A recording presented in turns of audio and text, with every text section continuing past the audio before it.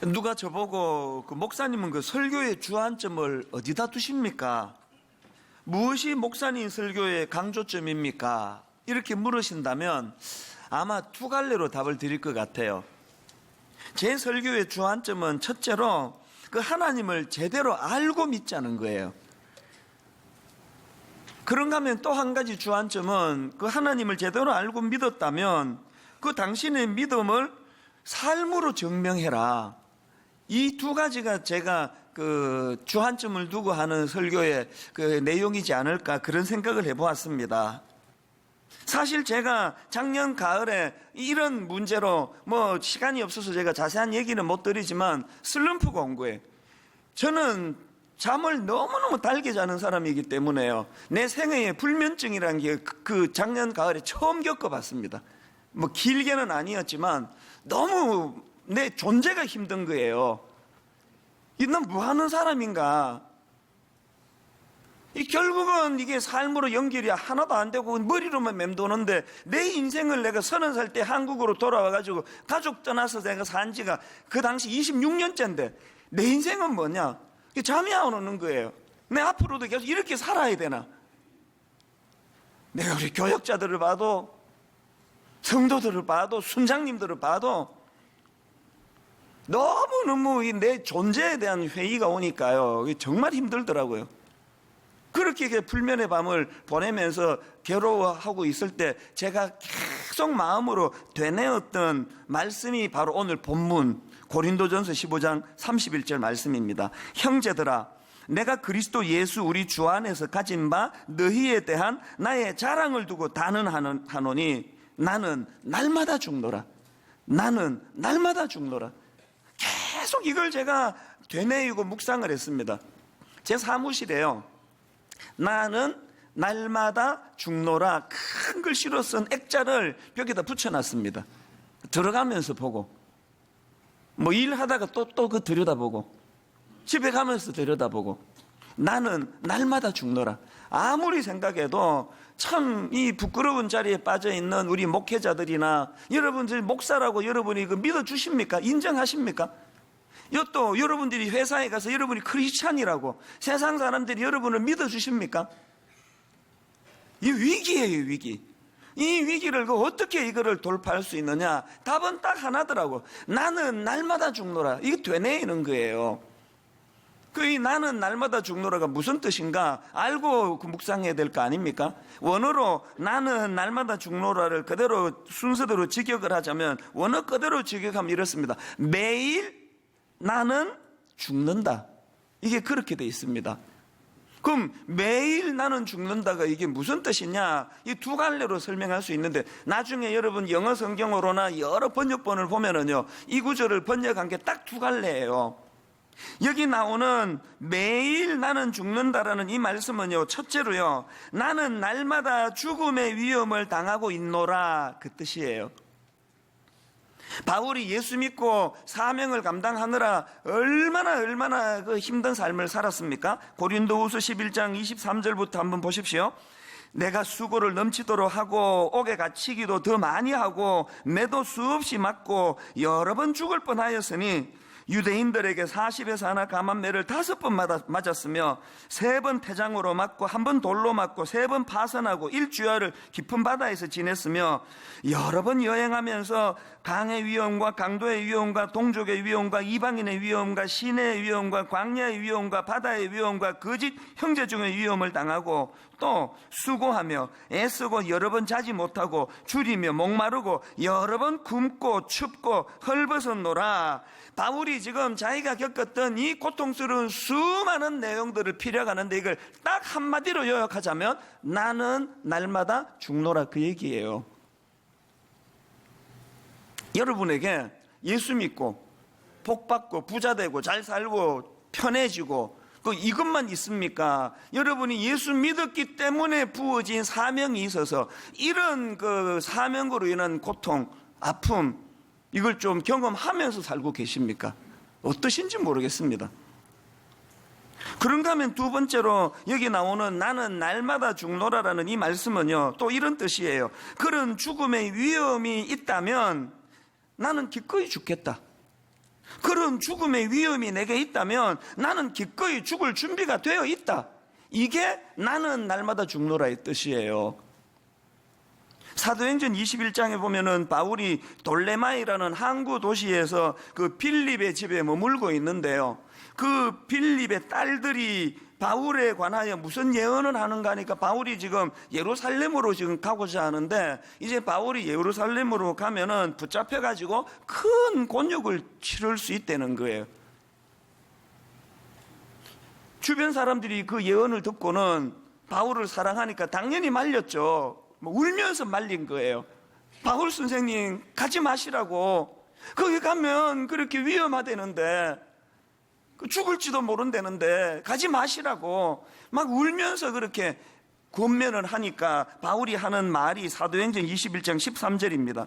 바울이 대답하되 여러분이 어찌하여 울어 내 마음을 상하게 하느냐. 나는 주 예수의 이름을 위하여 결박당할 뿐 아니라 예루살렘에서 죽을 것도 각오하였노라 하니, 여기서 지금 바울이 실제적으로 이게 지금 여기서 뭐 성경 공부하면서 우리 예수 잘 믿으면 뭐 사명 때문에 죽을지도 모릅니다, 그러면 뭐 아멘하고 하는 그 분위기가 아니에요. 지금 이게 지금 실제예요. 실제.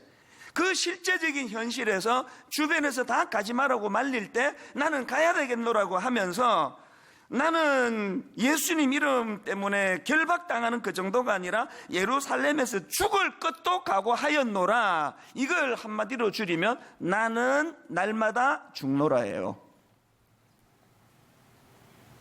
제 마음에서 계속 되뇌어지는 질문, 이제 내 남은 여생은 어떻게 보내야 되는 건가.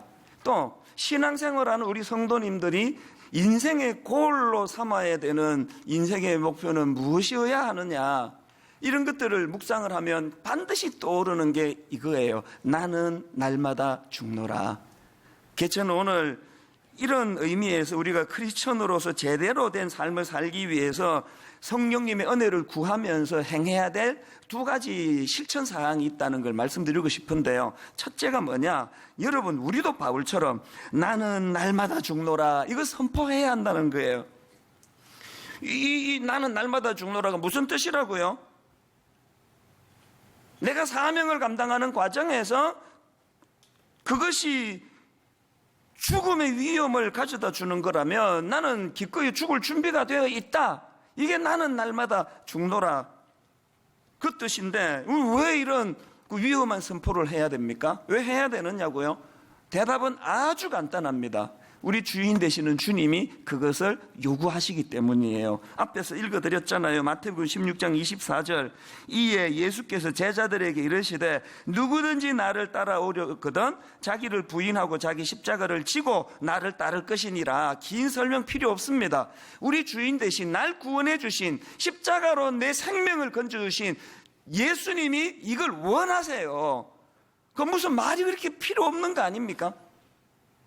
그런가 하면은 그럼 예수님은 왜 그런 걸 우리에게 요구하시느냐? 바로 그 다음 25절에서 설명하십니다. 누구든지 제 목숨을 구원하고자 하면 잃을 것이요 누구든지 나를 위하여 제 목숨을 잃으면 찾으리라. 이 말씀의 의미가 뭔지를 삶에서 경험하는 그게 신앙생활이에요. 그게 그 요한복음 1장에 보면은 그 사람들이 이제 세례 요한에 와가지고 네 정체가 뭐냐? 너 메시아냐?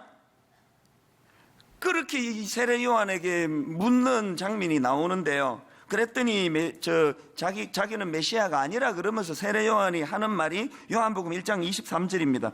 이르되 나는 선지자 이사야의 말과 같이 주의 길을 곱게 하라고 광야에서 외치는 자의 소리로라 하니라. 저는 이 말씀을 묵상하다가 한 1, 2년이나 됐습니다. 이 말씀은 저에게 굉장한 묵상 중에 하나예요. 이 세례 요한이 자기 보고 그 소리라 그랬거든요. 난 광야의 소리라, 이게 뭘 의미하는가. 제가 이 말씀을 묵상하면서 저도 요즘에 하나님, 저도 광야의 소리입니다, 이렇게 이제 고백을 해요. 이 소리론, 내 인생에서 저는 광야의 소리가 되는 게 이제 목표거든요. 저도요.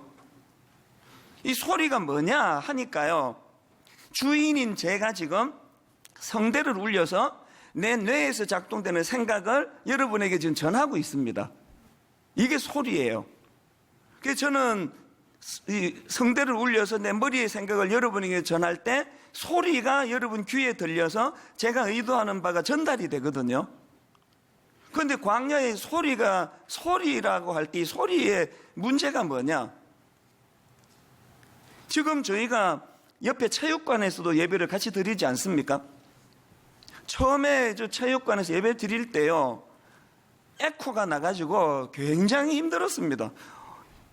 이 체육관이니까 이 방음 시설이 안 돼가지고요, 막 소리가 막 계속 울리니까 귀에 잘 안 들어오는 거예요. 막 울려가지고.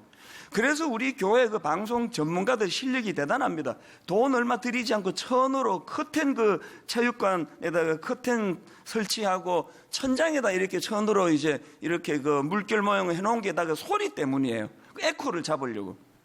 그 제가 그 과정에서 가만히 보니까 체육관에서 저 소리가 왜 문제냐 하니까 에코 때문인데요. 에코가 뭐냐 하니까 에코가 뭐예요? 에코는요, 이미 주인이 그 앞에서 자기를 사용해서 소리를 전했고 이미 자기 역할은 끝났습니다. 그 소리는 소리 없이 사라져야 돼요. 그 앞에 소리가 사라져야 그 다음 주인이 지금 말하고자 하는 메시지가 전해져야 되는데, 에코는 뭐냐? 자기 역할이 끝났는데도 안 없어지려고 하는 몸부림이 그게 에코더라고요. 그 에코 잡는 게 진짜 중요하더라고요. 이 소리를 전하는데. 제가 이거를 깨닫고 나서 하나님 앞에 드리는 기도가 그겁니다. 하나님, 제가 에코가 되지 않기 원합니다.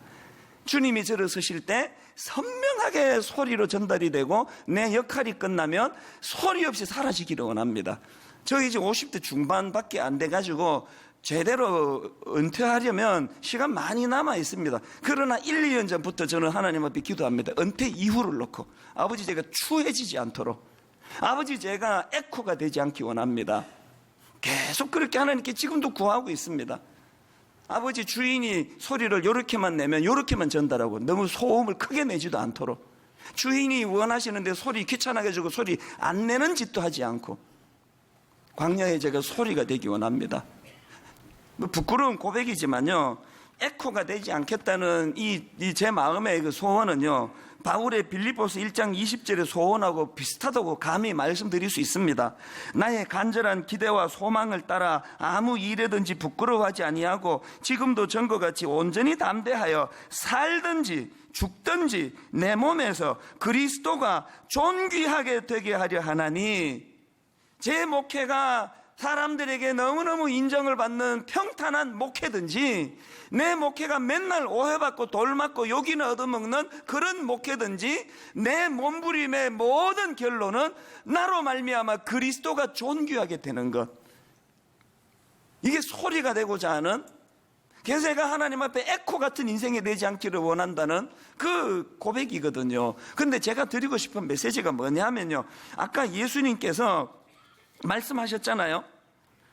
누구든지 제 목숨을 구원하고자 하면 잃을 것이요 누구든지 나를 위하여 제 목숨을 잃으면 찾으리라. 이걸 내 삶에 적용하기를, 내가 나를 위해 가지고 집착하고 이기적으로 살면 그것 때문에 나는 오히려 피폐해질 것이고, 그리스도가 존귀되기를 위하여 내가 손해보고 희생하면 그것이 내 인생이 윤택해질 것이다. 이렇게 적용하고 봤더니요, 제가 광야의 소리가 되겠다고 기도하고부터 예기치 못한 선물 하나를 하나님께 받은 거예요.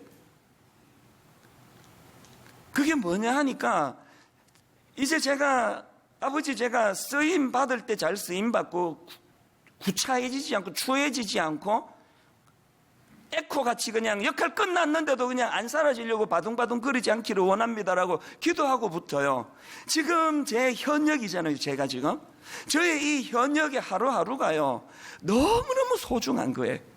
난 지금 에코가 아닌데, 난 지금 주님의 소리인데, 아버지, 제가 이거 잘 쓰임받기를 원합니다. 최근에 제가 2달 안식을 당회에서 허락해 주셨는데 한 달 반 만에 복귀, 보름을 당겨서 조기 복귀한 거, 이 소리론에서 깨달은 깨달음 때문이에요. 제가 이제 막 좀 육신이 지쳤던 거 한 일주일 쉬니까 다 풀리더라고요. 그리고 이제 앞으로 우리 교회가 어떤 방향으로 갈지를 한 달 하나님 앞에 기도하면서 그렇게 정리해 보니까 다 정리가 다 되더라고요. 그래서 이제 한 달 좀 지나니까 다 정리가 됐는데, 이 아까운 시간을 보름씩이나 내가 왜 빈둥빈둥 집에서 내가 놀아야 돼? 못 견뎌서 제가 2주 당겨서 복귀한 거거든요. 우리가 주님 앞에 나는 날마다 죽노라, 주님이 종기 여김을 받으실 수만 있다면 나는 좀 희생하고 나는 좀 손해되는 삶을 살아도 저는 괜찮습니다라고 고백할 때 주님은 우리를 착취하셔가지고 그래라, 네 인생은 그냥 비참하게 끝내라, 그럴 뿐이 아니라는 믿음이 들 때 나는 날마다 죽노라 고백할 수 있는 거예요. 요즘에 제 인생은요, 원래부터 전 뭐 그렇게 행복했던 사람이지만 황홀합니다. 황홀. 하루 일과가 끝나고 피곤한 몸을 이끌고 잠자리 들어가려고 침대에 누우면은 막, 아버지 오늘도 저 같은 종이 아직도 에코가 아니고 그래도 주님이 필요로 하시는 소리로 저를 사용해 주시는 거 너무너무 감사하고요. 아침에 새벽에 한 3시, 어떨 때 4시, 그렇게 아침에 눈이 딱 떠지면 딱 첫 번째로 드는 느낌이 나 아직 살아있는 게 너무 감사해요. 내가 아직도 소리로 쓰일 수 있다는 게. 저는 여러분 삶 속에서 나는 날마다 죽노라, 이 의미를 아시면서 이것을 늘 독백하는 여러분 되시기를 바랍니다. 그런가 하면은 두 번째로 또 우리가 해야 할 일이 하나 더 있는데 그게 뭐냐 하니까요, 여러분 그런 선포, 나는 날마다 죽노라라는 선포가 가능하기 위해서 우리가 이 부활신앙으로 무장돼야 되는데, 부활신앙, 제가 오늘 본문 고린도전서 15장에서 깨달은 게 하나 있는데 발견한 게 뭐냐 하니까요, 자 여러분, 나는 날마다 죽노라 이 선포를 바울이 31절에서 했거든요. 고린도전서 15장 31절에서 나는 날마다 죽노라 그렇게 선포했는데 그 앞에 바울이 겪은 게 하나 있다는 게, 겪은 게, 그게 뭐냐? 자, 그 31절보다 훨씬 앞입니다. 15장 4절을 한번 보세요. 부활하신 예수님에 대하여 묘사하는 거예요. 장사 지낸 바 되셨다가 성경대로 사흘 만에 다시 살아나사, 그리고 누구도 만나고 누구도 만나고 누구도 만나고 쭉 피력하고는 8절을 한번 보세요. 맨 나중에 만삭되지 못하여 난 자 같은 내게도 보이셨느니라. 제가 발견한 게 뭐냐 하면은요, 바울이 31절에서 나는 날마다 죽노라, 이 엄청난, 난 죽어도 좋다라고 고백할 수 있었던 이 고백이 있기 전에 전제 조건이 뭐였나? 만삭되지 못한 나 같은 사람에게도 부활하신 주님이 내게도 보이셨느니라. 그가 부활하신 주님을 경험했단 말이에요. 부활하신 주님으로 말미암아 이 땅에서의 삶은 잠깐 텐트 치고 사명 따라 사는, 훈련하는 데고, 부활하신 주님을 따라 나도 부활하여 영원한 생명을 얻게 될 것이라는 이 믿음이 그에게 있었기 때문에 나는 날마다 죽노라, 이게 가능해졌다는 거예요. 더 재밌는 건요, 31절에서 바울이 나는 날마다 죽노라 그렇게 고백하는데 그 고백하기 바로 앞에 30절, 31절 바로 앞에 30절에서 바울이 무슨 말을 하느냐? 또 어찌하여 우리가 언제나 위험을 무릅쓰리요? 무슨 뜻인지 아시겠죠? 내게 부활신앙이 없다면 내가 왜 이런 바보 같은 짓을 왜 해? 내게 부활신앙이 없다면 나는 날마다 죽노라 같은 이런 어리석은 소리를 내가 뭐하러 해? 바울은요, 그 어리버리한 사람 아닙니다. 요즘으로 치면 뭐 아주 그 석학이에요, 석학. 그냥 막 감정에 들떠가지고 사는 사람 아닙니다. 그 똑똑한 바울이 부활하신 예수 그리스도를 만나고 나니까 인생의 계산이 나오는 거예요. 잠깐 있다 없어질 이 땅에서 뭘 좀 누리겠다고 아둥바둥하는 이런 미련한 짓 때문에 영원한 하나님 나라에서 손해될 짓 안 하는 게 좋겠다. 그 합리적인 바울의 생각이고 계산이거든요. 이제 내 삶은 이 땅에서 죽음으로 끝나는 거 아닌 걸 내가 알게 됐다. 이제 여기서 인생 끝나면 모든 것 아시는 주님 앞에 다시 영광스러운 부활의 모습으로 나는 서게 되었다. 이 확신을 가지고 있으니까 나는 날마다 죽노라 까지, 그 죽으면 천국 가는데 이 부활신앙 아닙니까? 그거는 목사님이요, 저랑 친한 목사님이 계시는데 이 목사님이 이제 그 대학교 다닐 때 운동권이었대요. 그 데모하는 그런 운동권이었는데 막 주동에 사는 분은 아니고 의협심이 강한 분이니까 이제 그 운동권 안에서 이제 데모하고 뭐 그렇게 살았는데 이분에게 이제 고민이 뭐냐 하니까요, 그 데모할 때 전투조라고 그 맨 앞에서 싸우는 역할을 하는 팀이 있다고 합니다. 근데 친구 하나가 계속 이 목사님 보고 이제 대학생 때 네가 맨 앞에 서라는 게 자꾸 네가 맨 앞에 서라고. 그게 얼마나 부담스럽습니까? 계속 이제 자기 보고 맨 앞에 서라고 그러니까 이 목사님이 이제 그게 힘들어가지고 그 친구한테 너는 왜 맨날 나보고 맨 앞에 서라 그러느냐. 그렇게 이제 따졌대요. 그랬더니요, 그 친구가 한 말이 정말 재밌습니다. 왜 넌 나보고 맨날 맨 앞에 서라고 그러냐 그랬더니 그 친구가 하는 말이, 임마, 너는 죽어도 부활하잖아. 여러분 웃으셨지만요, 그 한마디가 이 목사님 인생에요, 엄청난 영향을 미쳤다는 거예요. 우리가 세상 사람들에게 보여줘야 될 거 바로 이거 아닙니까? 우리가 아둥바둥하지 않고 막 위기를 만나고 막 죽을 것 같은 고비와 어려움이 있을 때 우리가 세상 사람들에게 보여줄 차별화가 이거 아닙니까? 임마니는 죽어도 부활한다며. 근데 그렇게 그냥 막 죽을까봐 두려워 부들부들 떠는 거, 그거 모순 아니냐? 세상 사람들이 우리에게 하는 항변이 그거 아닐까요? 여러분 진짜 부활할 부활신앙 갖고 계세요? 그럼 그렇게 사는 거 이상한 거 아닙니까? 그 목사님이 이제 또 이런 말도 하더라고요. 이분이 서울대 그 자연대 출신이에요. 여기 동창들이 이제 그 자연과학을 하던 사람인데 게다가 서울대학을 나왔으니까 얼마나 똑똑하겠냐고요. 자연과학을 하는 입장에서 죽은 예수님이 부활했다는 건 이건 있을 수 없는 일 아닙니까? 그래가지고 그 똑똑한 동창들이요, 동창 모임 같은 거 이제 어떻게 술 한 잔씩 할 때도 이제 목사님도 따라가가지고 자기는 이제 안주만 먹겠죠. 그렇게 이제 이야기하면 꼭 그 동창들이 하는 말이 있대요. 목소리 착 낮춰가지고요. 너 우리한테만 말해봐라. 사실은 니도 부활 안 믿지? 우리 다 그 직장인이라서 네 입장 잘 안다. 우리도 직장 다니잖아. 목사하니까 네 직장은 교회인데 그 교회에서 대놓고 난 부활 안 믿는다, 그건 과학적으로 말이 안 된다, 이렇게 말할 수 있는 입장을 난 너무 이해한다. 그러니까 우리한테만 말해라. 너 안 믿지? 계속 그렇게 묻는다는 거예요. 그 목사님이 사실 그게 참 난감하잖아요. 자기는 믿는데 그 어떻게 증명합니까? 그걸 다 아니라고 안 믿는다고 생각하는데. 여러분 고린도전서 15장에서의 바울의 딜레마가 그거예요. 바울이 15장 8절에서 부활하신 주님 만삭되지 못한 나 같은 것도 만나주셨다고 그렇게 피력을 했는데 이걸 사람들에게 어떻게 증명하느냐고요. 안 믿는데 사람들이 에이 저 바울 저거 뻥친 거지, 저거 말도 안 된다고. 여러분 예수 그리스도가 부활하시면 믿으십니까? 그거 어떻게 증명하셔요? 그거? 그 바울이 지금 자기는 부활하신 예수님을 만삭되지 못한 나 같은 자도 만나 주셔가지고 부활하신 주님을 만났다 그러는데 옆에 사람이 이거 증명해봐. 니 어떻게 만났니? 그러면 요즘처럼 막 스마트폰으로 동영상 찍어 놓은 게 있고 그러면 증거로 보이지만 그게 하나도 없는데. 여러분 잘 들으세요. 오늘 본문 15장 37절에서 나는 날마다 죽노라라는 이 고백이 바울이 부활하신 주님을 만났다는 증거 자료로 내놓는 이야기예요. 바울이 자기가 부활하신 주님을 만나서 부활신앙이 내게 소유되었다는 걸 증명할 수 있는 길은 죽는 걸 자기는 두려워하지 않는 거.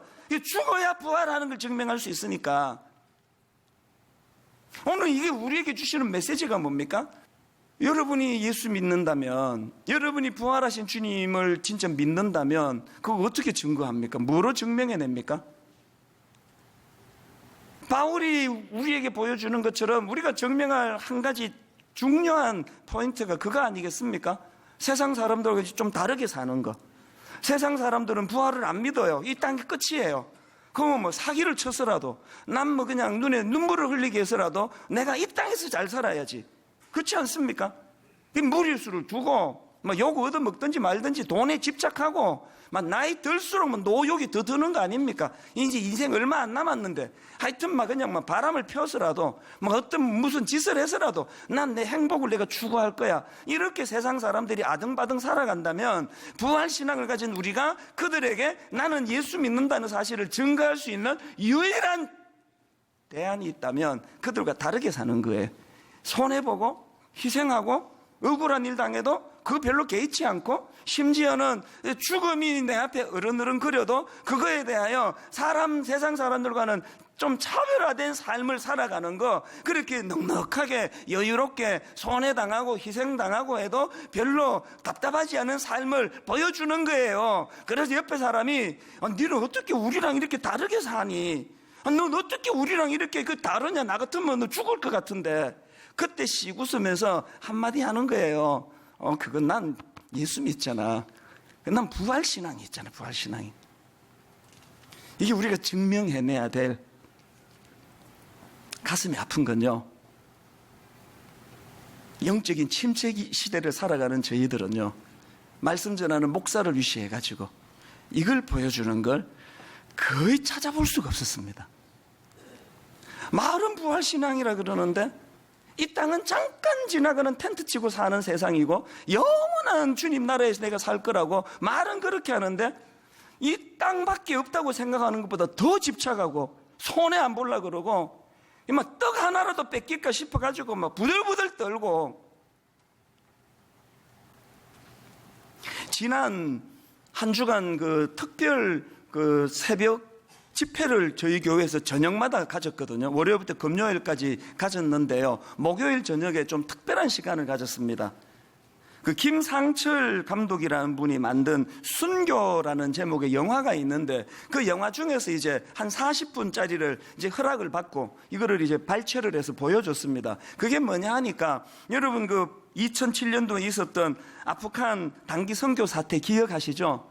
불행하게도 거기에서 2명의 젊은이, 목사님 한 분, 인솔했던 목사님 한 분, 또 청년 한 분, 이렇게 2사람이 목숨을 잃는 비극이 있었고, 세상에서 엄청난 비난을 받았던 기억이 지금도 생생해요. 저도 잠을 이루지 못하면서 그때 참 가슴이 아팠던 기억이 나는데요, 그거를 가지고 이제 한 40분짜리 영화로 다루었는데, 제가 그걸 지난 목요일날 함께 보면서 정말 신비로웠습니다. 순교한 2사람 중에 형제는요, 아무도 가족이 교회를 안 다니는 사람이에요. 자기 혼자 믿었던 사람이에요. 자기 가족은 다 지금 지방에 있고요, 본인만 이제 직장 때문인지 이제 서울로 와가지고 수도권에 와서 지내는데요, 그 아버지는요, 죽은 이 아들이 교회 다니는 것 자체를 몰랐대요. 그리고 또 그 아버지는요, 죽은 이 아들이 아프간에 갔다는 사실도 몰랐대요. 뉴스를 보는데 자기 아들이 아프간에서 죽었다는 거예요. 여러분이 지금 그 아버지라면 어떤 반응을 보이겠습니까? 죄송한 말이지만요, 제가 예수 안 믿는 그 아버지라면 그냥 안 넘어갑니다. 절대 그냥 안 넘어가요. 어떻게 그냥 넘어갑니까? 실제로 그 아버지도요, 그 장례 기간 동안에 이건 그냥 넘어갈 수 없다고 그 엄청난 분노와 울분을 그렇게 토해내신 걸로 제가 알거든요. 이게 교회 입장에서 얼마나 난감합니까 지금. 근데 여러분, 그렇게 하고 몇 년이 지났는데 제가 그 영화를 보니까요, 그 아버지가 예수를 믿으시는 거예요. 이게 어떻게 된 건가 보니까요, 그 아버지가 이제 교회에 대한 분노, 엄청난, 아들을 그냥 아프간으로 보내가지고 아들을 죽였다고 분노가 많았는데, 그 아버지에게 질문이 딱 하나였대요. 질문이, 우리 아들은 아프간에 왜 갔느냐는 거예요. 왜? 그 위험한 데를 왜 갔느냐고 분노하면서 계속 이제 그 질문을 가지고 있었는데요, 이제 그 교회 장로님이 이제 이 아버지의 질문 만나면 자꾸 이렇게 따질 거 아닙니까? 그래서 이 질문에 답이 될지 모르겠습니다. 그러면서 이제 그 교회에서 캄보디아 여름에 단기 선교 가지 않습니까?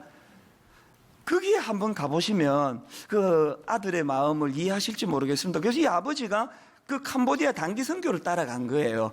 따라가서 그 현장에서 섬기는 분들을 보고 아버지가 충격을 받은 거예요. 저희 교회도요, 의료 선교팀이 여름에 캄보디아나 또 인도나 이런 경제적으로 약한 지역에 가가지고요, 우리 교회에서도 그런 일이 있었습니다. 환자 하나가요, 수술이 정말 미개한 나라예요.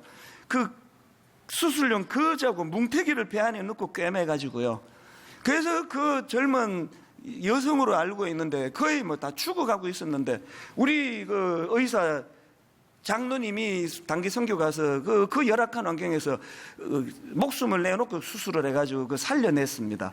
뭐 이런 것들을 이제 이 아버지가 캄보디아 단기 선교 가서 본 거예요. 그리고는 이 아버지가 충격을 받은 거예요. 아, 우리 아들이 그 위험한 그 낙후된 그곳에 이런 거 하러 갔구나. 가난한 이웃을 봉사하러 갔구나. 그 아버지가 거기서 꼬꾸라졌대요.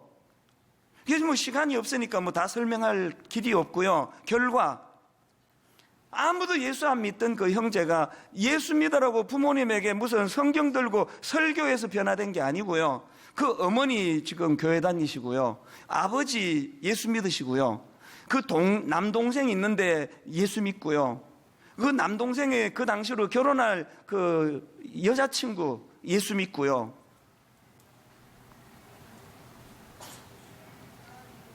오늘 우리가 우리 삶 가운데 나는 날마다 죽노라. 내 삶 속에서, 그래서 내 삶 속에서 세상 사람들과는 좀 구별된, 세상 사람들과 좀 다른 이런 삶을 살아낼 때 결론을 저는 이렇게 오늘 맺기를 원합니다. 우리도 바울처럼 나는 날마다 죽노라라는 이 선언을 통해 하나님 예수 믿는다는 건 아주 편하게 사는 게 아니라 사명을 감당하는 겁니다. 이 사명 때문에 그냥 막 숨이 가쁠 정도로 힘들다 할지라도 아버지 나는 날마다 죽노라 이렇게 고백하기를 원합니다. 하나님 내 삶 속에서 인생의 위기가 찾아올 때 이 땅으로 끝낼 것 같은 인생과는 좀 다른 삶을 살아내기 원합니다. 우리가 이 고백을 입술로 행하면서 은혜를 구할 때 성령님이 우리가 그렇게 실제로 살아낼 수 있도록 힘 주실 줄로 믿습니다. 우리 주 예수 그리스도의 은혜와 하나님 아버지의 다함없는 사랑과 성령님의 감동, 감화, 위로, 교통, 충만하심의 역사가 오늘 주신 말씀 마음에 담고 힘 얻어 달려가기로 다짐하며 예배하는 모든 주의 자녀들 머리 위에 지금부터 영원토록 함께 하시기를 간절히 축원하옵나이다. 아멘.